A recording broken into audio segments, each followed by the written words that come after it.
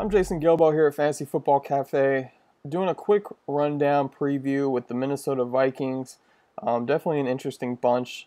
Got 30-year-old Adrian Peterson returning this season from an off year last year.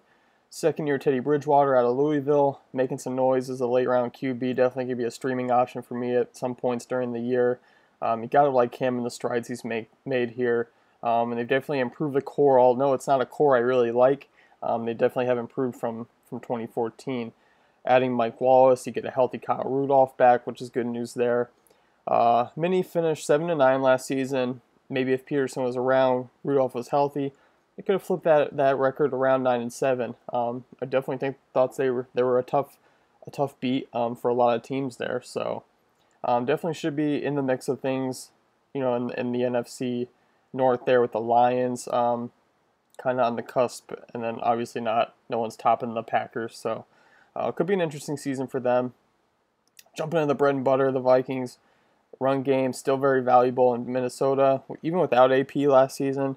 Duo of Matt Asiata, Jerick McKinnon rushed for over 1,000 yards. Asiata found the end zone 9 times. McKinnon, more efficient runner, 4.8 yards per carry, and Asiata 3.5. So not that efficient of a runner, but did find the end zone. While McKinnon could hardly find the end zone, none on the ground at all. So. But they did provide a decent enough run game to keep things fairly balanced for the rookie QB, so that was a nice surprise and really helped Bridgewater out. With AP back, you're going to feed the beast. The workload, you got to love it.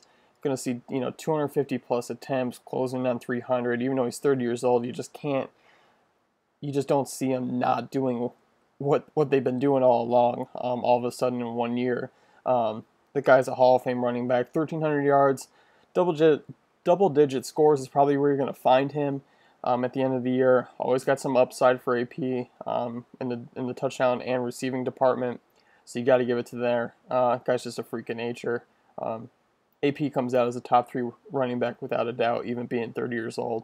So passing game, something to be looked at here. I think Bridgewater's making pretty good steps. I like him as a backup QB, keeping him on my bench, streaming him in situations if you're rolling a duo there. Bye-week fill-ins, looking at Bridgewater that way. Like I said, the core isn't great, but adding Wallace really helps, and I like Rudolph. I think those are my 2 favorite options for Bridgewater. Just with Jarius Wright, Charles Johnson, not my guys. Charles Johnson could be a sleeper, but I'm not putting any stock on him right now. Definitely keep an eye on him, though. He is a guy to check off, keep on the watch list if things start moving well for the Vikings. But I mean, the Vikings are going to be a heavy run team, as they should be. This, however, could make the passing game more efficient. I think Teddy's got a nice ceiling of 3,500 yards, 20-25 touchdowns. He's not a mobile QB, but can provide some rushing yards. I like to link him closer to Aaron Rodgers, Andrew Luck, Alex Smith, who are somewhat mobile, and less closer to, Mariota, Wilson, Newton. He's not that style of runner. So that's where he's not going to give you that rushing game upside. I'm not really high on any one wide receiver. Wallace would be the guy to draft if he's out there. Kyle Rudolph I really like is still very young, battled some injuries, but as a late round pick, even a free agent pickup, if something happens to him again, you're not going to lose anything for him. He's in the rankings. He's around Tyler Eifert, another Notre Dame tight end, and Larry Donnell. So I'm kind of sticking in that range for tight ends I really like. So right now, overall, it's AP and company as the features for fantasy football in Minnesota. But Bridgewater has some value. I think he's going to shock some people in some weeks and have some really nice fantasy weeks. He's probably going to be a streamer backup, where I land him. So Wallace, your wideout top if you have to go with someone from Minnesota.